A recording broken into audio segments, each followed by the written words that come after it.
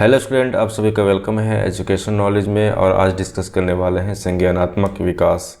और संज्ञानात्मक विकास के बारे में और बहुत सारे टॉपिक डिस्कस कर चुके हैं, जिसमें कि आज का जो टॉपिक है उसमें डिस्कस करने वाले हैं कि जीन पियाजे का जो संज्ञानात्मक विकास के बारे में क्या बताया गया है, इनके बारे में डिस्कस करेंगे।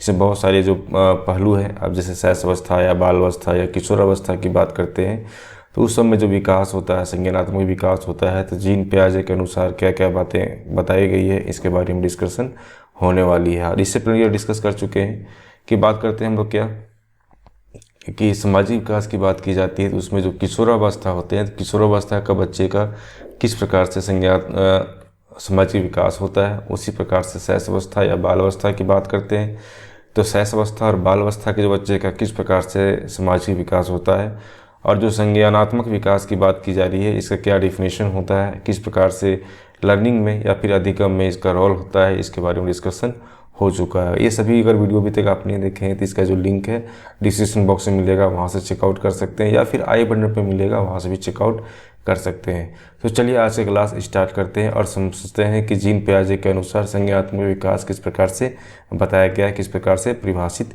किया गया है।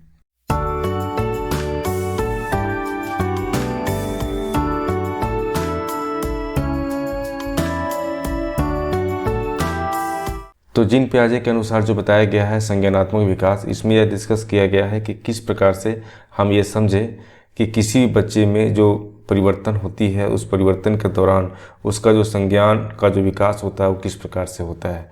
तो पहले थोड़ा सा इंट्रो दिया गया है जीन पियाजे के बारे में कि जीन पियाजे जो है वो 1896 से लेकर आपका 1980 तक इनका दिया हुआ है सन, ईस्वी सन। और स्विट्ज़रलैंड के जो निवासी हैं उनका जो मनोवैज्ञानिक अन्वेषण मतलब कि रिसर्च की बात करने वाले हैं, जो बहुत बड़े विद्वान थे, जिन्होंने क्या किया, स्विट्ज़रलैंड इसका घर हो गया, ठीक है, वहाँ के निवासी हैं, एक मनोवैज्ञानिक है। इन्होंने क्या किया है कि मनोवैज्ञानिक जो रिसर्च की बात की जाती है उसमें बहुत सारे रिसर्च किए हैं, एक विद्वान के रूप में उभर के आए थे, ठीक है। तो जीन पियाजे ने संज्ञान विकास का एक नवीन सिद्धांत प्रस्तुत किया है, अर्थात ये है कि जब संज्ञान विकास की बात की जा रही है, कॉग्निटिव डेवलपमेंट की बात की जा रही है, तो कॉग्निटिव डेवलपमेंट में जो जीन पियाजे है उनका एक नई बोल सकते हैं एक नया सिद्धांत के रूप में प्रस्तुत हुआ है। तो इनके अनुसार ये बताया गया है कि संज्ञान विकास की जो अवधारणा है, आयु ना होकर, है ना होकर बालक द्वारा चाही गई अनुक्रिया से दूसरी अनुक्रिया तक पहुंचने की निश्चित प्रगति होती है, ठीक है। तो इनके अनुसार ये बताया गया है, इनका ये अवधारणा ऐसा है कि कोई एज की बात नहीं बताया गया है, न कोई शैशवावस्था या बाल अवस्था या किशोरावस्था की बात नहीं बताया गया है। इनका सिंपल से ये बात कहा गया है कि कोई ऐसा चीज़ जो बालक जो है कोई ऐसा रिस्पॉन्स करता है, एक रिस्पॉन्स से दूसरे रिस्पॉन्स तक जो पहुंचने का जो निश्चित प्रगति होती है, निश्चित एक प्रोसेस होता है ना, एक लाइन में हो जाए, एक स्टेप पे होता है, तो वो सारी चीज़ें क्या होती हैं, आपका संज्ञान विकास के अंतर्गत रखा जाता है। जैसे कि बात करते हैं किसी भी चीज़ को करने के लिए किस प्रकार से आपका अनुक्रिया होता है, किस प्रकार से आपका रिस्पॉन्स होता है ना। फर्स्ट टाइम क्या होता है कि अगर आप कोई बच्चा ऐसा है जो साइकिल चलाने के लिए सीखता है, तो साइकिल चलाने के लिए सबसे पहले क्या करता है कि बच्चे सबसे पहले साइकिल में बैठ के उसको बैलेंस करने की कोशिश करते हैं, है ना, उसको समझने लगते हैं, समझने के बाद उसको बैलेंस करते हैं, फिर पैडल मारते हैं। इस प्रकार से क्या होता है, एक के बाद एक क्या होता है, एक दूसरे से क्या होता है, उसका प्रतिक्रिया होती है ना, उसमें अनुक्रिया होती है, उसमें रिस्पॉन्स होता है, सारी रिस्पॉन्स एक दूसरे से क्या होते हैं, मिले हुए होते हैं, तब बच्चे कहीं जाके उस साइकिल को चला पाते हैं। तो वही बात कहा गया है कि इसमें कोई एज लिमिट की बात नहीं करेगी, कोई एज की बात नहीं करेगी कि वो शैशवावस्था हो या बाल अवस्था हो, ऐसा नहीं। कोई भी एज में कोई भी व्यक्ति जिस प्रकार का क्रिया कर रहा है, जिस प्रकार का एक्शन कर रहा है या जिस प्रकार का कोई काम कर रहा है, उसी प्रकार से क्या होता है, एक रिस्पॉन्स या दूसरे रिस्पॉन्स के बीच का कनेक्शन होता है, जो निश्चित प्रगति से या निश्चित गति से वो चलता है, ठीक है। तो बालक बाद की अवस्था की क्रिया नीतियों को शुरू के अंत की जो क्रिया नीतियों की जो उपलब्धि होती है उसके अभ्यास के बिना ग्रहण नहीं कर सकता। अर्थात ये है कि जब बालक की जो अवस्था की, कौन सा अवस्था, बालक बाद की जो अवस्था की जाती है, बहुत सारी जो क्रिया नीति मतलब कि बहुत सारी जो एक्टिविटी करते हैं बच्चे, है ना, उसमें क्या होते हैं, उसकी कुछ अपनी उपलब्धि होती है, कुछ उसकी अचीवमेंट होता है, और कुछ अभ्यास भी होता है, कुछ अपना एक्सपीरियंस भी होता है ना, जिसके आधार पे बहुत सारी जो क्रियाएं करते हैं वो। लेकिन इसके बिना क्या होता है, कोई भी चीज़ को समझ नहीं पाएंगे, कोई भी चीज़ को कर नहीं पाएंगे कोई भी व्यक्ति। ठीक है, तो नेक्स्ट पॉइंट है, यूँ तो देखते हैं क्या है कि जीन पियाजे जो है एक जंतु विज्ञान के डॉक्टर से उपाधि प्राप्त है और एक मनोवैज्ञानिक भी है ना। तो इनके अनुसार जो है 1920 ईस्वी में जब ये एक प्रयोगशाला है, प्रयोगशाला का नाम क्या है, मिनेट टेस्टिंग, जो आपका पेरिस में है, उससे जुड़े। और जुड़ने के बाद क्या किया कि बच्चे के साथ में जो है रह के बहुत सारे ऑब्जर्वेशन किए, है ना, डिसेक्शन किए और बहुत सारे एक्सपेरिमेंट किए। करते हुए उन्होंने क्या किए कि एक ज्ञानात्मक विकास या फिर बाल बोध ग्रहण के सिद्धांत में अपने शैक्षणिक सिद्धांत का भी प्रतिपादन किया। ठीक है, नेक्स्ट पॉइंट ऐसे में आता है कि पियाजे ने अपने अध्ययन अपने ही 3 संतानों का जो है परीक्षण करते हुए अभ्यास किया। ठीक है, तो जो भी परीक्षण किया, मतलब जो भी परीक्षण जो किए हैं, मतलब जो ऑब्जर्वेशन किए हैं, वो अपने ही 3 संतान है उसमें क्या किए, उसका अध्ययन किए। और इस शुरुआत के क्रम में, जो ये शुरुआत हुआ इसके क्रम में, उन्होंने आगे जो है अन्य बच्चों के साथ भी क्या किए, अध्ययन किए, फिर बोल सकते हैं उसके बारे में भी बहुत सारे ऑब्जर्वेशन किए, बहुत सारे रिसर्च किए। तो नेक्स्ट बात यहाँ पे ये निकल के आती है कि जो पियाजे जो है उनके अनुसार बहुत सारी जो बुक है वो प्रतिपादित किया गया है ना, प्रकाशित किया गया है ना, जो कहीं ना कहीं जीन पियाजे के जो बाल चिंतनशीलता का जो अति गहन वर्णन किया गया है, जो आपको इस तरह से देखने को मिलता है। ठीक है, पहला ये आता है कि the language of the thought of the child, जो आपका 1923 ईस्वी में इसका प्रकाशित हुआ है। उसी प्रकार से नेक्स्ट आपका जो बुक है judgement and reasoning in the child, जो आपका 1924 में हुआ था। The child's conception of physical world, जो 1926 में हुआ है। The moral judgement of the child 1932 में हुआ है। और the origin in intelligence in the child आपका 1937 में हुआ है। Child's conception of the numbers आपका 1941 में हुआ है। उसी प्रकार से चाइल्ड्स कंसेप्शन ऑफ टाइम की बात करते हैं तो 1946 में हुआ है। तो child's conception of the space की बात करते हैं तो 1948 में हुआ है। और the psychology of the intelligence की बात करते हैं तो 1950 में हुआ है। लॉजिक एंड साइकोलॉजी की बात करते हैं तो 1953 में हुआ है। The early growth of logic in the child की बात करते हैं तो 1964 में हुआ है। द मैकेनिज्म ऑफ परसेप्शन की बात करते हैं तो 1969 में हुआ है। तो नेक्स्ट आपका और भी बुक्स है। साइकोलॉजी ऑफ द चाइल्ड की बात करते हैं तो 1969 में ये पब्लिश हुआ है। नेक्स्ट आपका आता है science of education and psychology of the child की बात करते हैं तो ये 1969 में ये पब्लिश हुआ है। और नेक्स्ट आपका ग्रैप्स ऑफ द की बात करते हैं तो आपका 1976 में जो है ये बुक पब्लिश हुआ है। टोटल आपके पास 15 बुक्स है, जो ये सारे बुक्स पब्लिश हुआ इस ईयर में। तो जीन पियाजे ने अपने जो है बात कर सकते हैं कि मानसिक विकास है, बालक के जो मानसिक विकास की बात की जाती है, इसमें विभिन्न पक्षों में क्या हुआ, बहुत सारे बुक पब्लिक इनके द्वारा किया गया है। ठीक है, अब आते हैं नेक्स्ट पॉइंट में। अब आते हैं क्या कि जो पियाजे जो है इनके अनुसार जो संज्ञानात्मक विकास की बात की गई है, तो इसका जो सिद्धांत है, कुछ महत्वपूर्ण जो है कॉन्सेप्ट है, उस कॉन्सेप्ट को हम लोग समझते हैं। ठीक है, तो इसमें पहला पॉइंट आपका क्या आता है, अनुकूलन। अनुकूलन जीन पियाजे के अनुसार कहा गया है कि बालक में जो वातावरण के साथ जो एडजस्टमेंट करने के जो जन्मजात प्रवृत्ति होती है ना, उससे क्या कहलाता है, आपका अनुकूलन कहा जाता है।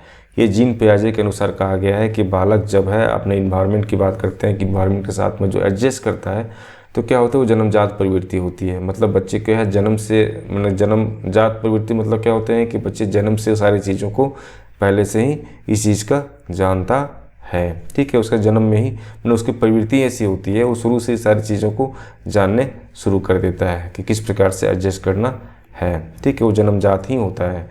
उन्होंने अनुकूलन प्रक्रिया का 2 उप प्रक्रियाएं जैसे कि सब प्रोसेस की बात किया गया है, जिसमें क्या होता है, एक आत्म सातकरण और दूसरा क्या होता है, समायोजन। ठीक है, एसिमिलेशन की बात की जाती है, एक्मोनेशन की बात की जाती है। तो दोनों क्या होते हैं, बोल सकते हैं कि अनुकूलन का ही दो सब प्रोसेस देखने को मिलता है जो इनके अनुसार बताया गया है। इन दोनों में क्या समानता यह देखने को मिलती है कि ये दोनों ही उपक्रियाओं स्वयं या फिर सतावरण की वस्तुओं के बारे में सूचना प्राप्त करने की जो मूल योजना होती है उस पर ये काम करता है। ये दोनों क्रियाएं, जो दोनों प्रोसेस होते हैं, ये पहला क्या होता है आपका समायोजन की बात करते हैं या फिर बोल सकते हैं कि एडजस्टमेंट की बात करते हैं, है ना। और दूसरा क्या होता है आत्मसातकरण का, मतलब किस प्रकार से अपने आप को समझना और दूसरी वस्तुओं को भी समझ के अपने अनुसार उसको ढालना। अगर हम बात करते हैं आत्मसातकरण का, है ना, तो इसके अनुसार क्या कहा गया है कि यह एक ऐसी प्रक्रिया है जिसमें बालक समस्या के समाधान के लिए या फिर वास्तविकता से समायोजन करने के लिए पूर्व में सीखी हुई जो मानसिक प्रक्रिया होती है ना, उसका सहारा लेता है। मतलब ये होता है कि बच्चे पहले से बहुत कुछ जानता है, उसके मदद से कुछ नए चीज़ों को सीखने की जो प्रोसेस होते हैं उस प्रोसेस को क्या कहा जाता है आपका आत्मसातकरण। ठीक है, आत्मसातकरण, है ना। नेक्स्ट पॉइंट आते हैं इसी में। जैसे क्या होता है कि यदि शिशु किसी वस्तु को उठाकर मुंह में रख लेता है तो यह एक आत्मसातकरण का उदाहरण होगा, क्योंकि वह वस्तु को एक परिचित क्रिया अर्थात खाने की क्रिया के साथ में आत्मसात कर रहा है। अब छोटा सा बच्चा जो है, वो छोटा सा बच्चा को आप कुछ भी खिलौना देते तो क्या करता है, वो मुंह में लेता है ना। इसका मतलब ये हुआ कि उसका क्या होता है कि पहले से एक जन्मजात होता है ना, कि कोई भी चीज़ को, कोई भी वस्तु को आप दे रहे हैं तो क्या होगा, मुंह में ही लेगा। वो क्या हुआ, इसका आत्मसातकरण करने की बात की जाती है, जो पूर्व ज्ञान के आधार पर क्या होते हैं, अपनी समस्याओं को समाधान करने का क्या होता है, पहले क्या होती है, जो मानसिक क्रियाएँ जो सीखी हुई रहती है उसके अनुसार ही होता है, जो जन्मजात होता है। ठीक है, हर बच्चा क्या होता है, नई चीज़ों को मुँह में लेता है, लेकिन क्या होते हैं कि उससे वो परिचित होता नहीं है, तो उसका क्या करता है, उस चीज़ को लगता है कि वो चीज़ खाने वाला ही चीज़ है ना, उसको हमेशा मुंह में लेने की कोशिश करता है। तो कभी कभी ऐसा होता है कि वास्तविकता से वास्तविकता से जो समंजस करने में पहले की जो परिचित मानसिक प्रक्रिया या योजना से काम नहीं चलता है। तो इसका मतलब ये हुआ कि हम जो चीज़ कर रहे हैं, जिसके साथ सामंजस्य बैठाने की बात की जा रही है, तो ऐसा होता है कि वास्तविकता क्या है उसको पता नहीं है, लेकिन पहला क्या है कि पूर्ण नॉलेज है, उसका जो नॉलेज है ना, प्रीवियस नॉलेज, उसके बेस पे लगता है सब सारे चीज़ खाने वाले हैं। लेकिन बच्चे जब धीरे धीरे बड़े होते हैं तो सारी चीज़ों को समझने लगते हैं कि ये चीज़ खाने का चीज़ है, ये चीज़ खेलने का चीज़ है ना। अलग अलग वस्तुओं को अलग अलग तरह से वो समझने लगते हैं। नेक्स्ट पॉइंट इसी में देखने को मिलता है कि ऐसी स्थिति में बालक अपनी योजना संप्रत्यय, मतलब अपने कॉन्सेप्ट या व्यवहार में परिवर्तन लाता है। अर्थात ये है कि बालक जैसे जैसे बड़ा होता है तो इस सिचुएशन में अपनी जो योजना बनाती है ना, अपना जो प्लानिंग होता है, अपना जो कॉन्सेप्ट होती है, उसके जो बिहेवियर्स होते हैं उसमें क्या होते हैं, बहुत सारी परिवर्तन लाने लगते हैं, ताकि क्या होता है कि जो नए वातावरण है, नया जो इन्वायरमेंट है, उसके साथ में अनुकूलन वो कर सके। जैसे यदि कोई बालक जानता है कि कुत्ता क्या होता है, परंतु एक बिल्ली को देखकर जब वह अपने मानसिक जो परसेप्शन है ना, मेंटल जो कॉन्सेप्ट है ना, से परिवर्तित कर बिल्ली के कुछ अलग विशेषताओं पर गौर करता है, तो वो समायोजन का उदाहरण होगा। अर्थात ये है कि पहले बच्चा जानता है कि कुत्ता क्या है, ठीक है, और बिल्ली क्या है, ठीक है, तो कुत्ता के बारे में सारी चीज़ जानता है। कि बात है जब बिल्ली को अच्छी तरह से जज करता है तो उसको खास तरह की विशेषता जो है, कुत्ता और बिल्ली का जो अलग अलग अपनी विशेषताएं होती है, उसके आधार पर क्या होता है, सभी चीज़ों को जानने की कोशिश करता है। और बच्चे क्या होते हैं, उसके साथ में समायोजन करने के एक बोल सकते हैं समायोजन करने की बातें होती है, जिससे क्या होता है कि बच्चे एक बिल्ली एक कुत्ता के बीच का जो अंतर है उसको पता कर पाता है और अपने आप को एडजस्ट कर पाता है, समायोजन कर पाता है। ठीक है, साम्य धारण करने की बात करते हैं तो इसका जो कॉन्सेप्ट है, इसका जो संप्रत्यय है ना, तो अनुकूलन के जो संप्रत्यय है से मिलता जुलता होता है। पहला चीज़ है अनुकूलन, मतलब क्या, एडजस्टमेंट की बात की जा रही है, उससे ही मिलता जुलता होता है। साम्य धारण एक ऐसी प्रक्रिया है जिसके द्वारा जो है बालक आत्मसातकरण और तथा समायोजन की जो है प्रक्रिया के बीच का एक संतुलन कायम करता है। ठीक है, तो साम्य धारण मतलब ये हो गया कि अगर बालक क्या है कि पहला क्या आत्म सात्करण क्या होते हैं इसके बारे में समझ गए, संयोजन करने की बात करते हैं इसके बारे में समझ गए। तो ये दोनों के बीच का जो एक बोलते हैं ना पतला सा लाइन होता है ना, जो एक दूसरे को क्या करते हैं संतुलित करता है, उसी को क्या कहा जाता है आपका साम्य धारण कहलाता है। ठीक है, वही क्या कहलाता है आपका साम्य धारण कहलाता है। नेक्स्ट पॉइंट है आपका कि इस तरह से जो साम्य धारण एक तरह का जो है आत्मनियंत्रण की प्रक्रिया होती है, जिसमें क्या होते हैं कि बच्चे अपने आप को किस प्रकार से अपने आप को कंट्रोल करता है, या आप ये कह सकते हैं यही सारे जो प्रोसेस होते हैं इसे क्या बोला जाता है आपका साम्य धारण कहलाता है। ठीक है, तो पियाजे के अनुसार क्या कथन है कि जब बालक के सामने ऐसी परिस्थिति या समस्या आती है जिसका उसे कभी अनुभव नहीं होता है, तो इससे उसमें एक तरह का संज्ञानात्मक असंतुलन उत्पन्न होता है, जिसे दूर करने के लिए जिसे संतुलित करने के लिए वो क्या करते हैं आत्म सात्करण या फिर समायोजन या फिर बोल सकते हैं दोनों को एक प्रक्रिया के रूप में आरंभ कर लेता है। ठीक है, बात ऐसी होती है कि बच्चे जो भी चीज़ सीखता है वो समस्याओं को समाधान करने के लिए कोशिश करता है। हो सकता है कुछ ऐसी समस्या होती है जिसको पहले से वो कभी नहीं उसको अनुभव किया है, उस सिचुएशन में क्या होते हैं कि उसके साथ में जो है संज्ञानात्मक जो असंतुलन है वो देखने को मिलता है, जिसको दूर करने के लिए क्या करते हैं कि वो क्या करते हैं आत्म सात्करण करते हैं या फिर समायोजन करने की बात करते हैं, या दोनों के बीच का जो प्रक्रिया होती है उसको आरंभ करना शुरू कर देते हैं कि ये किस प्रकार से हो रहा है, ये क्या चीज़ें हैं कि ये हमारे लिए किस प्रकार से यूज करना होता है। विभिन्न तरह की चीज़ें जो है उसके मस्तिष्क में चलने लगता है और उसके बारे में बहुत सारी इन्फॉर्मेशन वो प्राप्त करने लगता है, और उसके साथ में एडजस्ट धीरे धीरे क्या होते हैं सारी चीज़ों के बारे में जब पता चलता है तो वहाँ से वो धीरे धीरे उसमें एडजस्ट होने लगते हैं। ठीक है, नेक्स्ट पॉइंट इसमें करते हैं संरक्षण कंजर्वेशन। तो पियाजे का जो सिद्धांत है इसका सबसे महत्वपूर्ण जो है ये पॉइंट आपको देखने को मिलता है। संरक्षण का तात्पर्य यह होता है कि वातावरण में परिवर्तन या अस्थिरता दोनों को पहचानने या फिर समझने की जो क्षमता होती है तथा किसी वस्तु के रूप रंग में परिवर्तन को उस वस्तु के तत्व ऐसे जो सब्सटेंस होते हैं में परिवर्तन से अलग करने की जो क्षमता होती है वो क्या कहलाता है आपका संरक्षण के अंतर्गत देखने को मिलता है। ठीक है, तो पहला इसको अच्छे से समझ लीजिए। पहला चीज़ क्या होता है कि वातावरण में परिवर्तन, वातावरण में जो भी चीज़ परिवर्तन है वहाँ बच्चे जिस तरह के इन्वायरमेंट में रह रहा है वहाँ पर जिस प्रकार के परिवर्तन हो रहे हैं, जिस प्रकार की उसमें अस्थिरता देखने को मिलती है, दोनों को पहचानने और समझने की जो क्षमता है वो डेवलप होना चाहिए।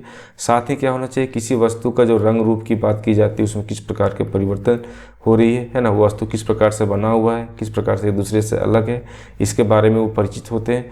और जो भी वो परिवर्तन हो रहा है उसकी क्षमता, उसको समझने की जो क्षमता है डेवलप हो रहा है बच्चे के अंदर, दैट मीन्स कह सकते हैं कि वो क्या हो रहा है धीरे धीरे क्या होता है वो संरक्षण की ओर बढ़ता चला जा रहा है। अर्थात ये बोल सकते हैं संरक्षण का तात्पर्य यही देखने को मिलता है। बच्चे अपने आप में कंजर्वेशन कब होते हैं, संरक्षित कब होते हैं, जब वहाँ के जितने भी इन्वायरमेंट में जितने भी चीज़ें हैं वो सभी के बारे में उसको पता होता है, तो उसको ऐसा फील होता है कि यहाँ पे जो भी चीज़ें हैं उसके बारे में सब चीज़ को इन्फॉर्मेशन है ना। तो वहाँ पे क्या होता है कि बच्चे उसके अनुसार वो रिस्पॉन्स करते हैं, उसके अनुसार उसकी क्रियाएँ होती है, उसके अनुसार वो प्रतिक्रिया उसके अंदर देने की कोशिश करते हैं। तो संरक्षण इसी प्रकार से काम करता है कि अगर वातावरण का अगर कोई भी परिवर्तन हो रहा है, किसी तरह की अस्थिरता होती है ना, उस सभी को पहचान के उस सभी को समझ के या फिर किसी वस्तु के रूप में अगर कोई चीज़ परिवर्तित हो रही है उन सभी के बारे में अगर उसको सब चीज़ के बारे में अगर नॉलेज है ना, देन कह सकते हैं कि वो बच्चा जो है उसके अंतर्गत संरक्षण की बात कही जा रही है। तो संरक्षण इस प्रकार से काम करता है। तो पियाजे के जो सिद्धांत है इसमें यह बताया गया है कि यह एक ऐसी जो है संप्रदाय या फिर बोलते कॉन्सेप्ट है जिस पर मनोवैज्ञानिकों ने सबसे अधिक शोध किया है। अर्थात यह है कि पियाजे के सिद्धांत में यह बताया गया है कि अगर हम बात करते हैं संरक्षण का तो संरक्षण बहुत ज़्यादा इंपॉर्टेंट टॉपिक हो जाता है और इसमें बहुत सारे मनोवैज्ञानिक ने अपने अपने आधार पर इसमें रिसर्च किए हैं। ठीक है, अब बात करते हैं नेक्स्ट आपका संज्ञानात्मक संरचना, किस प्रकार से कॉग्निटिव जो स्ट्रक्चर बनता है इसके बारे में हम लोग समझते हैं। तो किसी बालक का जो मानसिक संगठन या फिर मानसिक क्षमताओं के जो सेट होते हैं वो क्या कहा जाता है आपका संज्ञानात्मक संरचना कहा जाता है। मानसिक संगठन या फिर बोल सकते हैं मानसिक क्षमता, मतलब क्या होता है, मेंटल लेवल पर अपनी एबिलिटी के आधार पे अपने जो कुछ कार्य को करता है, सभी चीज़ों को समझने की कोशिश करता है, तो सारी चीज़ें क्या कहलाता है आपका, उसके अंतर्गत देखने को मिलता है। सारी चीज़ क्या कहलाता है आपका, संज्ञानात्मक संरचना के अंतर्गत देखने को मिलता है। इसमें इसी चीज़ को परिभाषित करते हुए बताया है रीली, लेविस और टैनर। रीली, लेविस और टैनर के अनुसार कहा गया है कि बालक के जो मानसिक संगठन या फिर क्षमताओं को अगर हम बात करते हैं तो इसको हम इस प्रकार से कह सकते हैं कि ये संज्ञानात्मक संरचना ही कहा जाता है। ठीक है, इनके अनुसार। नेक्स्ट पॉइंट इसी में आता है क्या, मानसिक संक्रिया। ठीक है, मेंटल ऑपरेशन की बात की जाती है। तो जब भी बालक किसी समस्या का समाधान पर चिंता करता है तो वह जो है मानसिक ऑपरेशन की बात की जाती है, मेंटल ऑपरेशन समझा जाता है। मतलब ये हुआ कि कभी कोई बच्चा जो है किसी समस्या का समाधान करने की कोशिश कर रहा है, उसमें बहुत सारी चीज़ों को सोच रहा है, तो ये सारे प्रोसेस क्या कहलाता है आपका, मेंटल ऑपरेशन के अंतर्गत ही देखने को मिलता है। अतः हम ये कह सकते हैं कि पियाजे के जो सिद्धांत है, इसमें जो मानसिक संक्रिया है, मेंटल ऑपरेशन है, चिंतन का एक प्रमुख साधन जो है या टूल कह सकते हैं। कि हम कहीं भी अगर मेंटल ऑपरेशन की बात की जा रही है तो वहाँ पे जो चिंतन है, वहाँ पे जो थिंकिंग की बात की जाती है, एक टूल की तरह वो काम करता है। तो इस तरह से कह सकते हैं कि जो संज्ञानात्मक संरचना की जो संक्रियता है, जो एक्शन है, ही क्या कहलाता है आपका, मानसिक संक्रिया या फिर मेंटल ऑपरेशन कहलाता है। ठीक है, काफ़ी सिंपल था ये। अब बात करते हैं स्कीम्स। नेक्स्ट पॉइंट आपका आता है स्कीम्स। तो व्यवहारों के संगठित पैटर्न जो है को जिसे आसानी से दोहराया जा सकता है ना, वो क्या कहलाता है आपका, स्कीम्स कहलाता है। ठीक है, आप किसी भी तरह का व्यवहार कर रहे हैं, बार बार उसी पैटर्न में कर रहे हैं, है ना, और उसको आसानी से आप दोहरा सकते हैं, तो क्या कहलाता है आपका, स्कीम्स कहलाता है। जैसे क्या है कि बालक स्कूल जाने के लिए जब अपना कॉपी किताब या किताब कॉपी वर्ग रूटीन के अनुसार होता है, और जो स्कूल जो ड्रेस पहनता है और जूता पहनता है, तब व्यवहार जो है, ये सारे व्यवहार जो होते हैं वो सभी क्या होते हैं, संगठित पैटर्न में होते हैं, जो आपका स्कीम कहा जाता है। ठीक है, स्कीम कहा जाता है। मतलब ये है स्कीम करना, मतलब सिंपल सी बात ये क्या है कि बार बार उस चीज़ को रिपीट करते हैं। बालक डेली स्कूल जाता है, तो क्या होता है, वो डेली यूनिफॉर्म पढ़ रहा है, डेली यूनिफॉर्म पहन रहा है। ठीक है, कॉपी और बुक डेली वो बैग में डाल रहा है। ठीक है, क्लास रूटीन के अनुसार, जिस दिन जो क्लास है उसके अनुसार वो कॉपी और बुक को डाल रहा है। ठीक है, उसी प्रकार से वो जूता पहन रहा है, उसका बिहेवियर उसी प्रकार से। तो डेली क्या एक पैटर्न में है, जब एक पैटर्न में होता है तो इस चीज़ को क्या कहता है आपका, स्कीम्स कहलाता है। ठीक है, तो स्कीम्स का जो संबंध होता है वो मानसिक संक्रिया जो मेंटल ऑपरेशन से स्पष्ट है। ठीक है, तो मेंटल ऑपरेशन के अंतर्गत क्या होते हैं, स्पष्ट होते हैं। स्कीम्स जो है मानसिक सक्रिया का जो है अभिव्यक्ति रूप या फिर बोल सकते हैं एक्सप्रेस फॉर्म जो है देखने को मिलता है। ठीक है, एक होता है स्कीमा।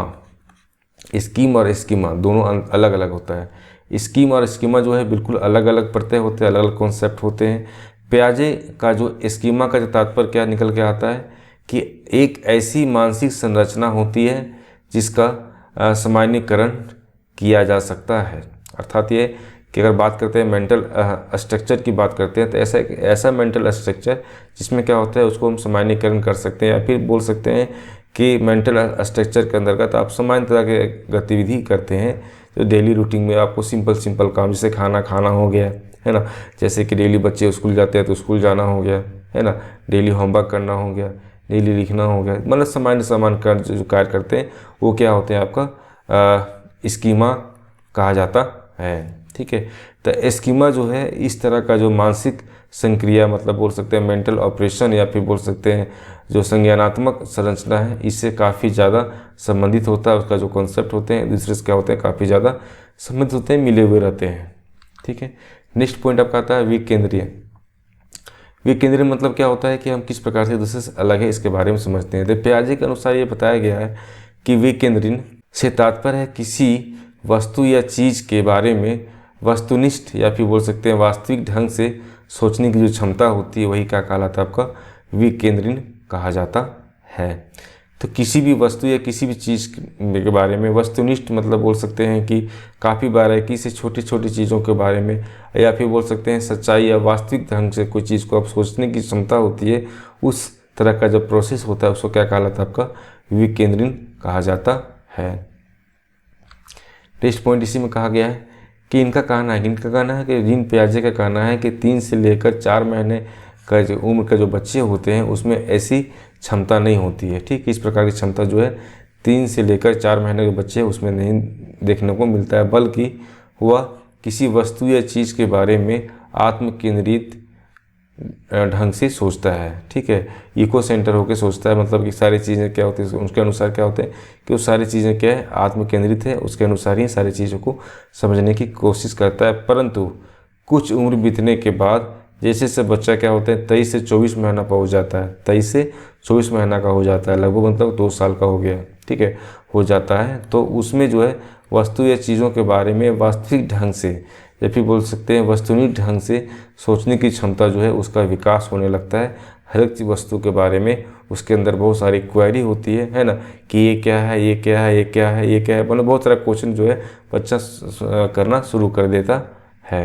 ठीक है, तो आज हम डिस्कस यही किए कि किस प्रकार से अगर जीन पियाजे का सिद्धांत की बात करते हैं, और सिद्धांत को बात हम लोग नेक्स्ट टॉपिक में करने वाले हैं, इसमें डिस्कस किए कि किस प्रकार से जीन पियाजे के अनुसार संज्ञानात्मक विकास होता है और बच्चे में किस प्रकार का जो है कॉन्सेप्ट देखने को मिलता है। अगर चैनल फर्स्ट टाइम विजिट करें तो सब्सक्राइब कर लें, लाइक करें, अपने ग्रुप में ज़्यादा से ज़्यादा शेयर करें।